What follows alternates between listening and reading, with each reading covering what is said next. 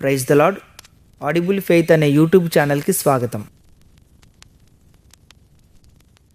ప్రతి నిజమైన విశ్వాసి హృదయంలో ఒక ప్రశ్న, ప్రభువా, నిజంగానే నీవు నన్ను పిలిచావా? దేవుని పిలుపు అది కేవలం భావోద్వేగంతో కూడిన పిలుపు కాదు, ఉత్సాహం వల్ల వచ్చిన పిలుపు కాదు, మనుషులు పిలిచిన పిలుపు కాదు, అవసరాల కోసం వచ్చిన పిలుపు కాదు, ఆశయం యాంబిషన్ కోసం వచ్చిన పిలుపు కాదు. అది దేవుడు ఇచ్చిన పిలుపు. నేను ఈ వీడియోలో నా ఆత్మలో వణుకుతూ మీతో చెబుతూ ఉన్నాను. నిజమైన పిలుపు అనేది మనం ఎంచుకునేది కాదు, అది మనం పొందుకునేది. అది మనం వెంటాడి తెచ్చుకునేది కాదు, అది మనకు కేటాయించబడేది. అది మనం స్వచ్ఛందంగా ముందుకు వచ్చి చేసేది కాదు. మీరు మొదటిసారి శ్వాస తీసుకోకముందే మిమ్మల్ని గమనించిన ఆ దేవుని ద్వారా అది మీలో విస్ఫోటనం చెందుతుంది. పిలుపు అంటే ఒక కెరీర్ కాదు, పిలుపు అంటే ఒక అవకాశం కాదు, పిలుపు అంటే ఒక వేదిక, ప్లాట్ఫామ్ కాదు. పిలుపు అనేది ఒక చావని భారమై ఉంది. ఇతరుల కోసం మీరు మండుటకు ముందే అది మిమ్మల్ని దహింపచేసే ఒక అగ్ని. అది నిర్లక్ష్యం చేయలేని ఒక స్వరం. అది మీ ఆత్మపై పరలోకం వేసిన దేవుని ముద్ర. నిజమైన పిలుపు యొక్క మొదటి గుర్తు, మీరు ఎంచుకొని ఒక భారం. దేవుని చేత నిజంగా పిలువబడిన ప్రతి వ్యక్తి వారు కోరుకొనని భారాన్ని మోస్తారు. ఇశ్రాయేలీయులను విడిపించమని మోషే ఎప్పుడూ అడగలేదు. ఒక దేశం కోసం కన్నీరు కార్చాలని ఇర్మీయా ఎప్పుడూ అడగలేదు. రాజు కావాలని దావీదు అడగలేదు. సువార్త కోసం శ్రమలు పడాలని పౌలు అడగలేదు. నేను మోస్తున్న ఈ అభిషేకాన్ని ఇవ్వమని నేను కూడా అడగలేదు. నేను ఒక సాధారణ జీవితాన్ని, ప్రశాంతమైన జీవితాన్ని, సరళమైన జీవితాన్ని కోరుకున్నాను. కానీ దేవుని భారం నన్ను వెంటాడింది. అది నా నిద్రలో కూడా నన్ను అనుసరించింది. నేను ఒంటరిగా నడుస్తున్నప్పుడు నాతో మెల్లిగా మాట్లాడింది. ఒక మెల్లనైన స్వరంతో నాతో మాట్లాడింది. సాధారణ క్షణాల్లో నా హృదయాన్ని తట్టింది. ఒక నిజమైన పిలుపు మిమ్మల్ని ఇబ్బంది పెడుతుంది, మిమ్మల్ని అడ్డుకుంటుంది, మీ జీవితాన్ని అస్తవ్యస్తం చేస్తుంది. అది మిమ్మల్ని వెంటాడుతుంది. మీరు మీ పిలుపును నిర్ణయించుకోరు, ఆ పిలుపే మిమ్మల్ని నిర్ణయిస్తుంది. నిజమైన పిలుపు యొక్క రెండవ గుర్తు, మిమ్మల్ని ఉద్దేశం వైపుకు నెట్టే ఒక వేదన. పిలుపు అనేది సంతోషంతో ప్రారంభమవుతుందని చాలామంది అనుకుంటారు. లేదు, పిలుపులు వేదనలో పుడతాయి. తిరస్కరణ యొక్క వేదన, వైఫల్యం యొక్క వేదన, విరిగిపోయిన స్థితిలో కలిగే వేదన, ఓడిపోయిన వేదన, అయోమయం యొక్క వేదన, అనర్హుడనే అనే భావన ఇచ్చే వేదన, దేవునితో పెనుగులాడే వేదన. నేను ఒకటి నేర్చుకున్నాను, వేదన అనేది ఉద్దేశానికి జన్మనిచ్చే మంత్రసాని వంటిది.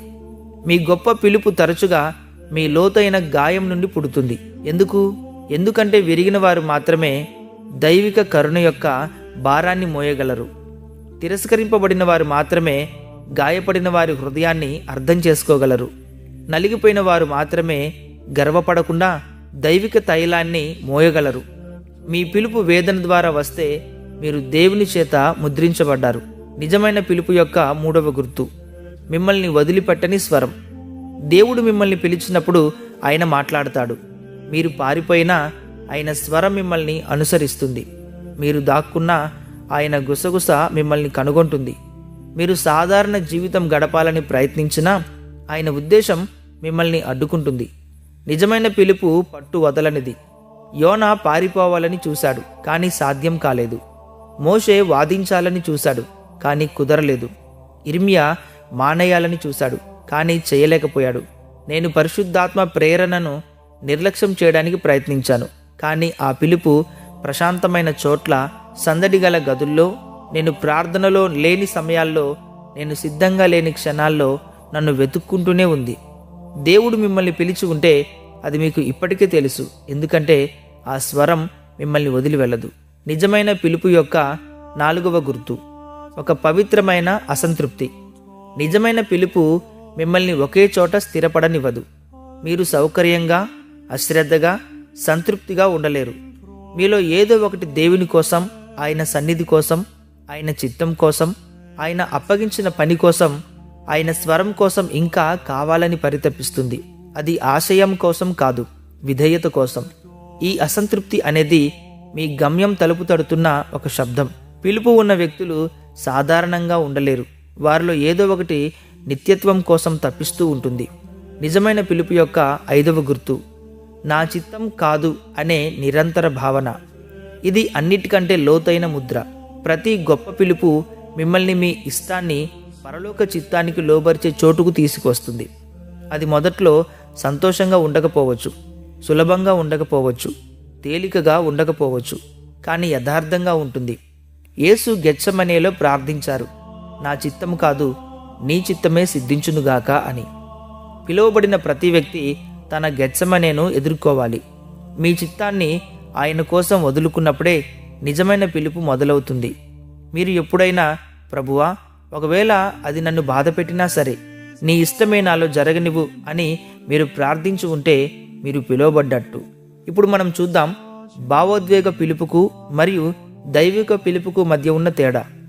చాలామంది తాము పిలువబడ్డామని నమ్ముతారు, కానీ భావాలు పిలుపు కాదు. భావోద్వేగం అంటుంది నేను ఉత్తేజితం, ఇన్స్పైర్డ్ అయ్యాను అని. కానీ పిలుపు అంటుంది నేను బాధ్యతగా, రెస్పాన్సిబుల్గా భావిస్తున్నాను. భావోద్వేగం అంటుంది ఆ సందేశం నన్ను తాకింది. అయితే పిలుపు అంటుంది ఆ సందేశం నన్ను మేల్కొలిపింది. భావోద్వేగం అంటుంది నేను దేవుని కోసం ఏదైనా చేయాలనుకుంటున్నాను. అయితే పిలుపు అంటుంది నేను దేవునికి విధేయత చూపాలి, లేదంటే నేను జీవించలేను. భావోద్వేగం వస్తుంది, పోతుంది. పిలుపు ప్రతి కాలంలోనూ మిమ్మల్ని అనుసరిస్తుంది. భావోద్వేగం నశిస్తుంది, పిలుపు పెరుగుతుంది. భావోద్వేగం వాతావరణానికి స్పందిస్తుంది, పిలుపు నిత్యత్వానికి స్పందిస్తుంది. దేవుడు మిమ్మల్ని నిజంగా పిలిచినప్పుడు మీరు పరిచర్య నుండి దూరంగా వెళ్ళవచ్చేమో, కానీ పరిచర్య మీ నుండి దూరంగా వెళ్ళదు. మీరు ఒక కాలం పాటు మీ ఉద్దేశాన్ని నిర్లక్ష్యం చేయవచ్చు, కానీ మీ ఉద్దేశం మిమ్మల్ని వదలదు. దైవిక పిలుపు హృదయంలో ప్రారంభం కాదు, అది పరలోకంలో ప్రారంభమవుతుంది. అది దేవుని స్వరమా లేక స్వీయ స్వరమా, సెల్ఫ్ అని ఎలా గుర్తించాలి? అక్కడ ఒక పవిత్రమైన పరీక్ష ఉంది. మీ పిలుపు వెనుక ఉన్న స్వరాన్ని, అది ఇచ్చే ఫలాన్ని బట్టి మీరు గుర్తించవచ్చు. నెంబర్ 1, దేవుని పిలుపు వినయాన్ని కలిగిస్తుంది, స్వయం అహంకారాన్ని పుట్టిస్తుంది. దేవుడు పిలిచినప్పుడు మీరు అనర్హులుగా, చిన్నవారిగా, బలహీనులుగా, ఆయనపై ఆధారపడేవారిగా భావిస్తారు. స్వయం ఇచ్చే పిలుపు మిమ్మల్ని ముఖ్యమైన వ్యక్తిగా భావించేలా చేస్తుంది.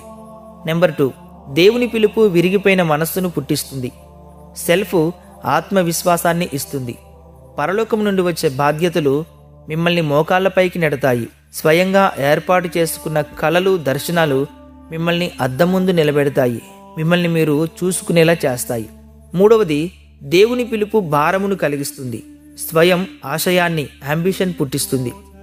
ఆశయం అవకాశాలను కోరుకుంటుంది, కానీ పిలుపు విధేయతను కోరుకుంటుంది. ఆశయం వేదికలను కోరుకుంటుంది, కానీ పిలుపు బలిపీఠాన్ని కోరుకుంటుంది.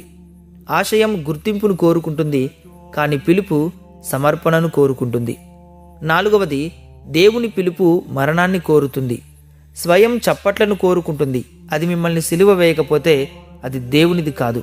ప్రతి పిలుపు ఒక త్యాగాన్ని డిమాండ్ చేస్తుంది. పిలుపు అనేది ఉచితంగా రాదు. నిజంగా పిలువబడిన వ్యక్తి వెల చెల్లించాల్సి ఉంటుంది. మీరు మనుషులను కోల్పోతారు, మీరు సౌకర్యాన్ని కోల్పోతారు, మీపై మీకు ఉన్న నియంత్రణ కోల్పోతారు, మీ ఇష్టాలను కోల్పోతారు, సులభమైన మార్గాన్ని ఎంచుకునే హక్కును మీరు కోల్పోతారు. పిలుపు డిమాండ్ చేసే త్యాగాలు. నెంబర్ 1, సంబంధాల త్యాగం. మనుషులు చెడ్డవారిని కాదు, కానీ మీ ప్రయాణం చాలా ఇరుకైనది కాబట్టి. నెంబర్ 2, గౌరవ మర్యాదల త్యాగం. పిలుపులు తరచుగా తప్పుగా అర్థం చేసుకోబడతాయి, తప్పుగా తీర్పు తీర్చబడతాయి.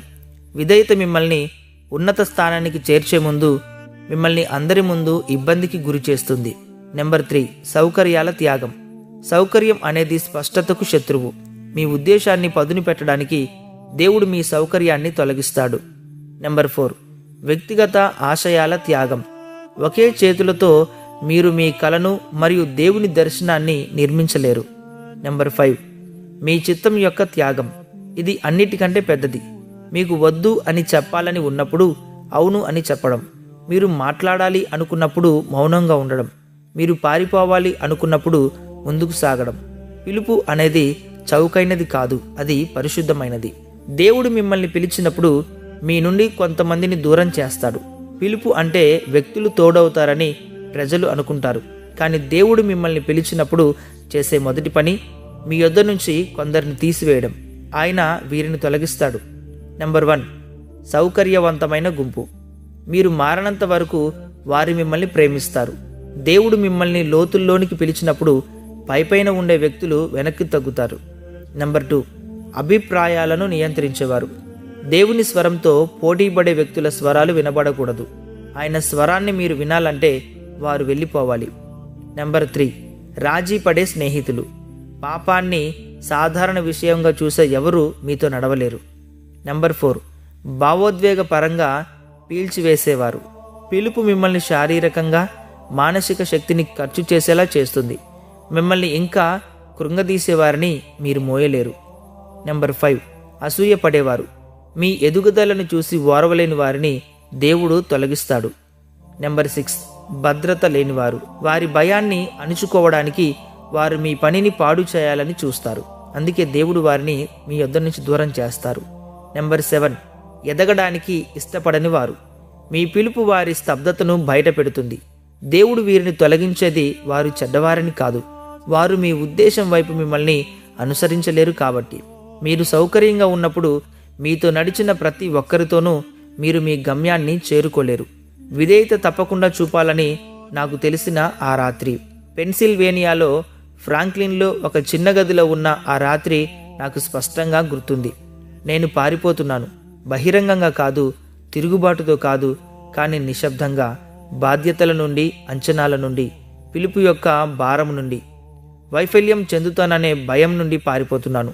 నేను నేలపై మోకరిల్లి, ప్రభువా, నేను తగినంత బలం ఉన్నదాన్ని కాదు అని ప్రార్థించాను.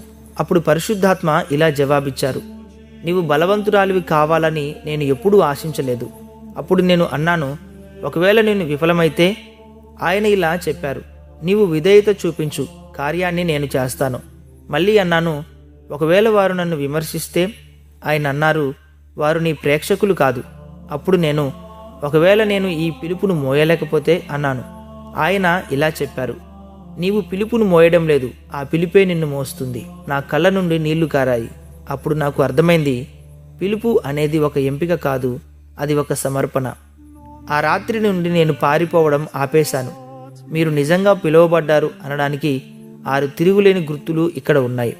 వీటిని ఏ మనిషి నకిలీ చేయలేడు, ఏ బోధకుడు నేర్పించలేడు, ఏ భావోద్వేగము అనుకరించలేదు.